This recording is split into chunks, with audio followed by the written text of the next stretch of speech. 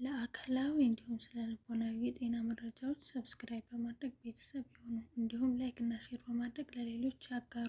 እናመሰግናለን። በእድሜ ለመግፋት ያልፈለገ ሰው ያለው ሌላኛው ምርጫ ከዚህ ዓለም መሰናበት ነው ይላሉ አንዳንድ እድሜ ጠገብ ሰዎች። ዛሬ ስለ እድሜያችን ጉዳይ እናወራለን። ሰላም ጤና ይስጥልኝ። አሰላሙ አለይኩም ወራህመቱላሂ ወበረካቱ። ውድና የተከበራችሁ የጤናና ህይወት ፋሚሊዎች እንኳን ደህና መጣችሁ። እንዴት ናችሁ? ሰላም እያለሁ ሁላችሁም በያላችሁበት ሰላማችሁ ይብዛ። ዛሬ ስለ ስቴጅ ኦፍ ላይፍ ወይም ደግሞ ስለ እድሜያችን ጉዳይ እናወራለን። እንግዲህ ስለ እድሜ ጉዳይ ሲወራ አብዛኛዎቻችን ህፃን እያለን ቶሎ ማደግን፣ ታላላቆቻችን ደግሞ የሚያደርጉትን ነገር ደግመን የማድረግ ልምዶች ሲኖሩን፣ እንዲሁም ደግሞ በህይወታችን ማደግ እውነት ሆኖ ሲመጣ ወደ ልጅነት የመመለስ ልዩ የሆነ ባህሪ ያለን፣ ይሄ አብዛኛዎቻችንን የሚያጋራ ሀሳብ ነው ብዬ አስባለሁ። ዛሬ ግን ከእድሜያችን ጋር ወይም ደግሞ ከኛ ጋር ከአስተሳሰባችን ጋር ሊሄዱ የሚገቡ ልናሟላቸው የሚገባ ነገሮችንና እንዲሁም ስለ እድሜያችን ጉዳይ አንዳንድ ሀሳቦችን በጋራ እናያለን። ቪዲዮ ጠቃሚ ነው፣ አሪፍ ነው። ሀሳባችንን በደንብ ይገልጽልናል፣ ማድረግ ያለብንን ነገር በደንብ ያሳየናል ብዬ አስባለሁኝ። ከወዲሁ ስለሚኖራችሁ ቆይታም ደግሞ ከልብ አመሰግናለሁ። ዛሬ እንዳልኳችሁ ቀድሜ ስለ እድሜያችን ጉዳይ ነው የምናወራው። አብዛኛዎቻችን በእድሜ ልጅ ሳለን ተለቅ ብለን መታየት የምናይ ነበረ። አብዛኛውን ጊዜ የምታስታውሱ ከሆነ ልጅ እያለን ታላላቆቻችን በእኛ ከእድሜ ገፋ ያሉ ታላቅ ወንድሞች፣ ታላቅ ሴት እህቶች ምናምን ሊሆኑ ይችላሉ። እነሱ የሚያደርጉትን ነገር ማድረግ ምነው እንደነሱ ትልቅ በሆን የሚሉ ምኞቶች ይኖራሉ። በእድሜ ገፋ ስንል ደግሞ አነስ ብለን ለመታየት ያምረናል። ስፔሻሊ ከወጣትነት ወደ ጎልማሳነት አለፍ እያልን በሄድን ቁጥር ትንሽዬ የመሆን እድላችን፣ ልጅነታችንን የመናፈቃችን ነገር እየጨመረ ነው የሚሄደው ማለት ነው። ይህ ነገር በራሱ ምንም ችግር ባይኖረውም አንዳንድ ሰው ግን እድሜው በጨመረ ቁጥር የስነ ልቦና ቀውስ እስከሚያደርሰው ድረስ አሳሳቢ ሊሆንበት ይችላል ማለት ነው። ይህ ሰው ሳይረፍድበት ደግሞ ራሱ ላይ መስራት መጀመር መቻል አለበት። የሰው ልጅ ማደጉ የተፈጥሮ ሂደት ነው፣ የተፈጥሮ እውነት ነው። ያን የተፈጥሮ እውነት አምኖ መቀበል አለብን። የሰው ልጅ ይወለዳል፣ ያድጋል፣ ይሞታል። ስለዚህ ያ በዚህ ሂደት ውስጥ ያለው ደግሞ እድገት እውነት ነው፣ የህይወት እውነት ነው። ይልቁንም ደግሞ በህይወታችን ማሟላት ያሉብን የተለያዩ ጉዳዮች ሊኖሩ ይችሉ ይሆናል እንጂ ማለት ነው። ስለዚህ የሰው ልጅ ህፃንም በሆነ ጊዜ ህፃንነቱን በሚገባ መኖር፣ ወጣት በሆነም ጊዜ ወጣትነቱን ሳያባክን ለመልካም ነገሮች ማዋል፣ እድሜውን መጠቀም መቻል እንጂ ማደግን መጥላት ወይም ደግሞ ትንሽ እንደሆነ ማደግን ያለ መጠን መፈለግ ትልቅ የሆነ የስነ ልቦና ችግርን ሊያስከትል ይችላል። የሚገርመው ነገር ይሄ ነገር በአብዛኛዎቻችን ውስጥ ግን ይታያል። አብዛኛዎቻችን ማደግን በጣም እንመኛለን ልጅ ሆነን ማለት ነው። ካደግን በኋላ ደግሞ እድሜያችንን እስከ መቀነስ የሚያደርስ የትንሽነት ፍላጎት ሲታይብን ብዙ ጊዜ ይስተዋላል ማለት ነው። አንድ ሰው እንደዚህ ይላል፣ በእድሜ ለመግፋት ያልፈለገ ሰው ያለው ሌላ ምርጫ ከዚህ ዓለም መሰናበት ነው። ልናምነው የማንችለው እውነታ፣ ልንቀበለው የማንችለው እውነታ ነው። ብዙዎቻችን ማደግን ልናመልጠው የማንችለው እውነታ መሆኑን ልንረዳና ማደጋችንን አምነን ተቀብለን በእድሜያችን ልክ መሆንን መቀበል መሆንን መኖር መቻል አለብን። እስከ ኖርን ድረስ እድሜያችን ይጨምራል። ዋናው ቁም ነገር እየጨመረ ከሚሄደው እድሜ ጋር አብረው ሊጨምሩ የሚገባቸው ነገሮች ላይ የመስራት ጉዳዩ ነው ዋናው ቁም ነገሩ ማለት ነው። ምክንያቱም ህፃናቶች እያለን በህፃንነታችን መጫወት፣ መቦረቅ፣ ህፃን ልጅ እንደ ነጭ ወረቀት ነው ይባላል እና በዛ ሰዓት እውቀቶችን መቅሰም፣ ልጅነትን የእውነት መኖር ማለት ነው።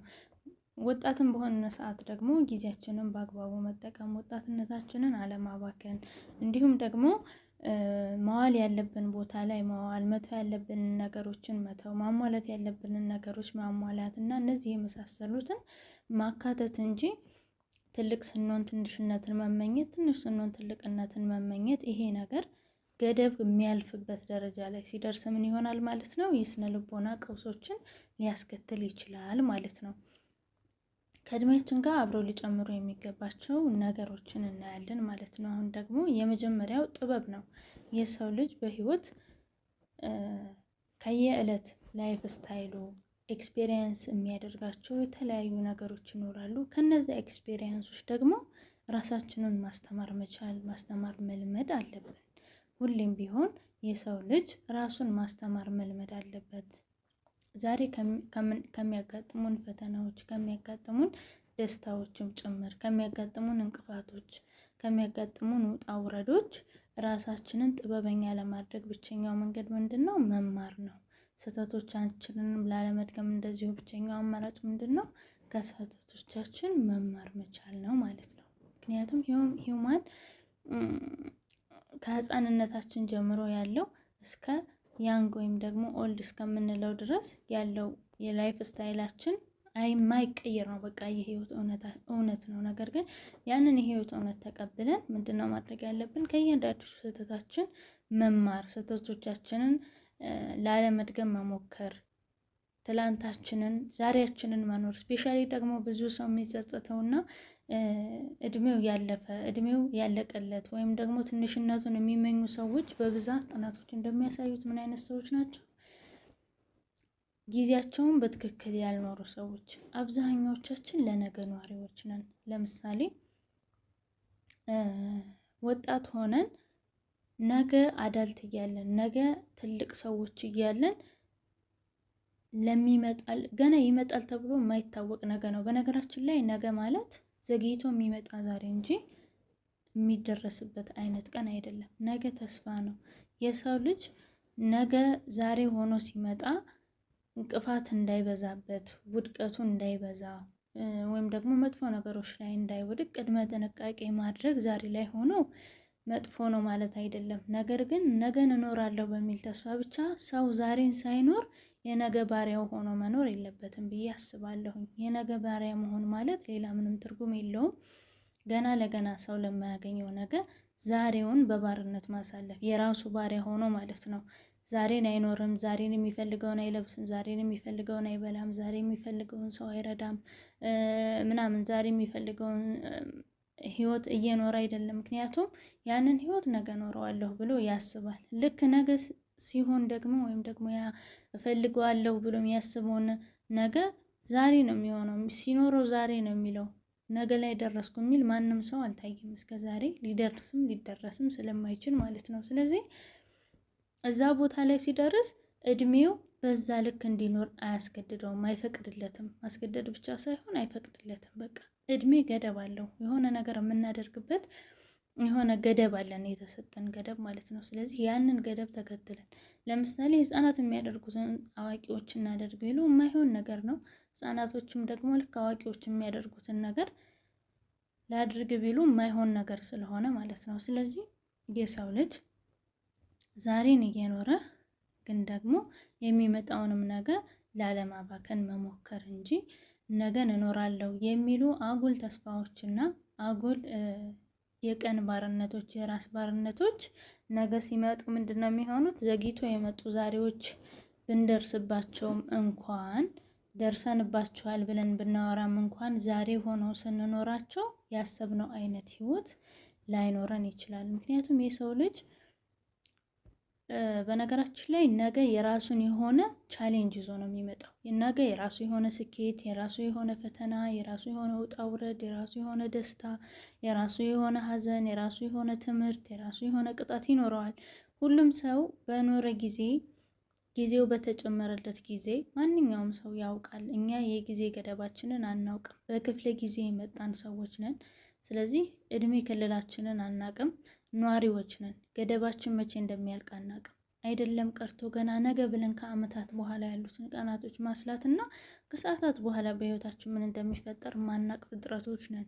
ስለዚህ ያንን ገደቡን የማያውቅ ሰው ለነገ ይሄን ያክል ዛሬን እስከ መሸጥ ባይደርስ መልካም ነው ባይ ነኝ እኔ በበኩሌ ማለት ነው። ሌላው ደግሞ ነገ ዘግይቶ የሚመጣ ዛሬ ማለት ነው። በሌላ ቋንቋ ቢደረስበትና መኖር ብንችለው እንኳን እኛ ባሰብነው ልክ ሳይሆን ነገን እንድንኖር በተፈቀደ ልክ ነው የምንኖረው። ምክንያቱም ነገ የራሱን የሆነ ቻሌንጅ የራሱን የሆነ ኤክስፔሪየንስ ይዞ ስለሚመጣ ዛሬ መኖር የሚፈልገውን ማንኛውም ሰው ነገ ለሚለው ቀን ላይ መኖር አይችልም ማለት ነው። ነው። የራሱን የሆነ ላይፍ ኤክስፔሪየንስ እንትን ብሎ ስለሚሄድ ነገር ግን ዛሬያቸውን እየኖሩ ራሳቸውን ኤክስፔሪየንስ አድርገው ቻሌንጃቸውን እየተወጡ ከእንቅፋቶቻቸው ከደስታዎቻቸው ከተለያዩ ነገሮቻቸው ለማስተማር ራሳቸውን ዝግጁ ሆነው ራሳቸውን እያስተማሩ የሚኖሩ ሰዎች ግን ያ ነገ የሚሉትን ቀን ራሱ በትክክል ለመኖር መንገድ እየጠረጉ ነው የሚሄዱት ማለት ነው። ይሄ ደግሞ በሌላ ቋንቋ ምን ይባላል? ጥበብ ይባላል። የሰው ልጅ በእድሜው ልክ ሊኖረው ከሚገቡ ነገሮች መካከል የመጀመሪያው ምንድን ነው? ጥበብ። የህይወት ጥበብን የሰው ልጅ መማር ይኖርበታል ማለት ነው።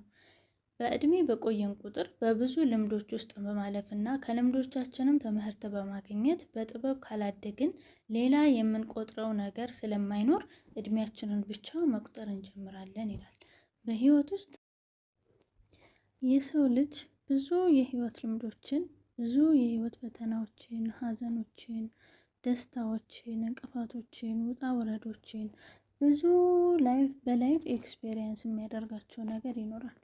ከነዛ ከእያንዳንዱ ስህተት፣ ከእያንዳንዱ ውጤት፣ ከእያንዳንዱ ስኬት፣ ከእያንዳንዱ ደስታ፣ ከእያንዳንዱ ሀዘን ትምህርትን መውሰድ ጥበበኞች እንድንሆን ቀጣይ የሚመጣው ህይወታችንን መስመር ወይም ደግሞ መንገዶች ለመጥረግ የተሻለ ሰው ለመሆን ከኛም አልፈን ደግሞ ሌሎችን ለመምከርና በሰዎች ህይወት ላይ የራሳችንን ኤክስፔሪየንስ ሼር ለማድረግ ሰዎችን ወደ ተሻለ መንገድ አቅጣጫ ጠቋሚ ለመሆን ለብዙ ነገሮች ይጠቅመናል። ይሄ ደግሞ ጥበብ ነው። ጥበበኛ ለመሆን አንድ ሰው እንዲሁ ዝም ብሎ በከንቱ የምናመጣው ነገር ወይም ደግሞ በተፈጥሮ ሊሰጠን የሚችል ነገር ብቻ ላይሆን ይችላል። መጀመሪያ ከእያንዳንዱ ነገሮቻችን የመማር አእምሯችንን ክፍት የማድረግና ዝግጁ የመሆን ፍላጎት በውስጣችን የማደር ነገር ሊያስፈልገን ይገባል። የሰው ልጅ ዝግጁ ካልሆነ መማር አይችልም። ዝግጁ ከሆነ መስራት አይችልም። ዝግጁ ካልሆነ ማድረግ አይችልም። ስለዚህ ዝግጁ ማድረግ አለብን አእምሯችንን። ስለዚህ በህይወታችን የሚመጡ የትኛው ቅጽበቶች ሊሆኑ ይችላሉ፣ ማንኛቸውም ሰዎች ሊሆኑ ይችላሉ፣ ለእኛ በምክንያት ነው የሚመጡት። ከተማርንባቸው ለወደፊት ያሉ ህይወቶቻችንን ይጠርጋሉ፣ ወይም ደግሞ ለሌሎች ሰዎች መንገድ ጠራጊዎች እንሆናለን። ኤክስፔሪየንስድ ማድረግ ከብዙ ነገሮቻችን ትምህርት መውሰድ ጥበበኛ እንድንሆን፣ የመፍትሄ ሰው እንድንሆን፣ ስኬታማ ሰው እንድንሆን እና ትልቅ ቦታ እንድንደርስ ከእድሜያችን ይልቅ ለምሳሌ ዛሬ ስንት ዓመቴ ነው፣ ቀጣይ ዓመት ስንት ይሆነኛል፣ ቀጣይ ዓመት ስንት ይሆነኛል እያለ እድሜያችንን ከመቁጠር በላይ የምንሰራው ነገር ላይ ትኩረት እንድናደርግ ከዚህ በፊት የሰራናቸው ስህተቶች ላይ ትኩረት አድርገን ከነዛ ስህተቶች እንድንማር ከዛ ደግሞ ነገ የተሻለ ሰው ሆነ እንድንገኝ የተሻለ ስኬት እንድናፈራ የተሻለ ሰዎች እንድንሆን ያደርገናል ማለት ነው። ስለዚህ በእድሜው ልክ ራሱን እያስተማረ የሚሄድ ሰው ጥበበኛ ነው የሚሆነው። ጥበበኛ ሰው ደግሞ እድሜውን ሳይሆን ስራውን ነው የሚቆጥረው። ስራውን የሚቆጥር ሰው ደግሞ ከዛሬ ስኬቱ ነገ የተሻለ ስኬት እያፈራ ትልቅ ደረጃ ይደርሳል ማለት ነው። ሌላው ከእድሜያችን ጋር ሊሄድ የሚገባው ነገር ምንድነው? አላማ። እያንዳንዳችን ሰው ቋሚም ሊሆን ይችላል ትልቅ የሆነ ህይወታችን ጎል ወይም ደግሞ በጊዜው ይሄ እንደዚህ ባደርገው ይሄ እንደዛ ባደርገው የምንለው ጊዜያዊ ወይም ደግሞ ዘለቂታዊ የሆነ የህይወት አላማ ግብ ወይም ደግሞ እቅድ የምንለው ሊኖረን ይገባል ማለት ነው። በእድሜ በቆየን ቁጥር የሚያጓጓ የህይወት ዋና አላማችን ማወቅ የግድ ነው። የሰው ልጅ የሚያጓጓው ለምሳሌ እኔ እንደ አንድ ፐርሰናሊቲ እዚህ ቦታ መድረስ ፈልጋለሁ፣ ይሄ ነገር አላማዬ ነው፣ ይሄን ነገር ማድረግ ፈልጋለሁ ብዬ ሳስብ ያ የህይወቴ ትልቁ አላማ ነው። ያንን ህይወቴን ለማሳካት እዛ ግብ ላይ ለመድረስ እዛ አላማ ላይ ለመድረስ ደግሞ ጉጉት ይኖረኛል ማለት ነው። ሰው ሊኖረው የሚፈልገው የሚያጓጓው ነገር ሲኖር ለዛ መስራት ሲጀምር ያኔ ነው ህይወትን እየኖራት ነው የሚባለው ማለት ነው። እውነተኛ አላማችንን በማወቅ ስንብሰለሰል ስለ እድሜያችን ማሰቡንና መጨነቁን ይቀንስና ለዓላማ በግለት መከታተል እንጀምራለን። የሰው ልጅ ለዓላማ መኖር ሲጀምር ለዓላማዬ ምን አደረግኩኝ? ለምሳሌ የሰው ልጅ በነገራችን ላይ የግዴታ ትልቅ ቦታ ለመድረስ ከትልቅ ነገር አይጀመርም። እያንዳንዷ በቀን ነገ የምንፈልገው ቦታ ላይ ለመድረስ እያንዳንዷ በቀን ስለዛ ነገር አንድ ፊደል አውቆ አንድ ፊደል አንብቦ ወደዛ አንድ እርምጃ ተራምዶ ማደር ተራምዶ በቃ እርምጃም እንኳን የማንችልበት ጊዜ ስለዛ መስራት ወይም ደግሞ የሆነ ነገር ማንበብ የማንችልበት ጊዜዎች ላይ የፈተና ጊዜዎቻችን ላይ የሆነ ገደብ የሚጣልብን በራሳችን ማዘዝ የማንችልበት የሆነ ጊዜ ላይ እንሆናለን ማለት ነው። ልንሆን እንችላለን። ላይፍ በምን መንገድ እንደምትፈትነን ስለማናውቅ እኛ ሁላችንም አብዛኞቻችን የሰው ልጅ እንደዛ ነው። ስለዚህ ቢያንስ ለአእምሯችን ስለ አላማችን ደጋግመን መናገር መጀመር አለብን። የሰው ልጅ አእምሮ ደጋግሞ የነገረውን ነገር ሁሌም ቢሆን ወደዛ ይመራዋል፣ ወደ ተግባር እንዲቀየር ያግዘዋል። ነገር ግን ዝምታን፣ ጸጥታን፣ መቀመጥን ሁሌ የምናስብ ከሆነ ደግሞ አእምሯችን ወደዛው ነው ሊመራን የሚችለው። አእምሮን ሁሌ ስለዛ ነገር ደጋግሞ እንዲያስብ ማድረግ ወይም ደግሞ ልምድ እንዲሆንብን ማድረግ ማለት ነው። ስለዛ ነገር ስናስብ ሁሌም አእምሯችን የሚመራን ስለዛ ሁሌ ደጋግመን ስለምናስበው ነገር ስለሆነ በህይወታችን ለውጥ እንዲመጣ ያግዘናል ማለት ነው። ግን ነገ አስብበታለሁ፣ ከነገ ወዲያ እንትን እለዋለሁ እንደዛ እያልን ስለዛ ነገር ሳናስብ አላማችንን ረስተነው እንዲሁ በደፈናው ብቻ የዛሬን እየኖርን የዛሬ መኖር ብቻ ሳይሆን ደግሞ ከአላማችን ወይም ደግሞ ከግባችን ውጪ ሆነን የምንኖርባቸው ጊዜያቶች በጣም ሊበዙ ይችላሉ ማለት ነው። እዚህ ጋር ጥንቃቄ ያስፈልጋል። የሰው ልጅ አሁን እኔ ቀጥ ያለ መንገድ የሰው ልጅ ላያጋጥመው ይችላል። እኔ እዚህ ቦታ ነው መድረስ የምፈልገው ብለን ያንን መንገድ ጀምረን በመሀል ብዙ እንቅፋቶች ሊመጡ ይችላሉ። በመሀል ብዙ ውጣ ውረዶች ሊያጋጥሙን ይችላሉ ምናምን። ነገር ግን እዛ ውጣ ውረዶችና እንቅፋቶች ውስጥ ሆነን ግን ያንን አላማችንን መርሳት ሳይሆን ለዛ አላማ ሊያበቁን የሚችሉ ነገሮች ላይ ትኩረት ማድረግ፣ ላይክ ሶሻል ሚዲያ አጠቃቀማችንን ከአላማችን ከኛ ግብ ጋር የሚዛመዱ ነገሮች ላይ ትኩረት አድርገን መስራት፣ ለራሳችን አንዳንድ ነገር ባለና 30 ሰከንድ 1 ደቂቃ ሊሆን ይችላል ስለዛ ነገር ጊዜ ሰጥተን ማሰብ፣ ያሳለፍናቸውን ስለዛ ዋጋ የከፈልንለትን ነገር ወይም ደግሞ ከዚህ በኋላ ልንከፍላቸው የሚገቡ ዋጋዎችን በደንብ ማሰብ መቻል ለአላማ መኖር ማለት ነው። ያኔ እንደዛ ሰዎች ለአላማቸው የመኖርን ትርጉም እየገቡ ሲሄዱ፣ ህይወት ሲያጓጓቸው፣ ፈተናዎችን እያለፉ ራሳቸውን እያጠነከሩ ሲመጡ እድሜያቸው ሳይሆን አላማቸው ስለሚያሳስባቸው ከዛ ከስነ ልቦና ጉዳቱ ራሳቸውን ማዳን ይችላሉ ማለት ነው። ሌላውና ሶስተኛው ነገር ደግሞ አጋር። የትኛውም ሰው በህይወት ሲኖር ብዙ የአጋርነት መንገዶች ወይም ደግሞ የሰው ለሰው ግንኙነቶች ይኖራሉ። ስለዚህ አጋር ሲባል የፍቅር አጋር ሊሆን ይችላል፣ የትዳር አጋር ሊሆን ይችላል፣ የስራ አጋር ሊሆን ይችላል፣ ሶሻል ሪሌሽንሽፕ ሊሆን ይችላል። ብቻ በተለያዩ ነገሮች ሰው ለሰው ነው የሚኖረው። ሰው አብሮ ከሰው ጋርም ነው የሚኖረው። ሰው በሰውም ነው የሚኖረው።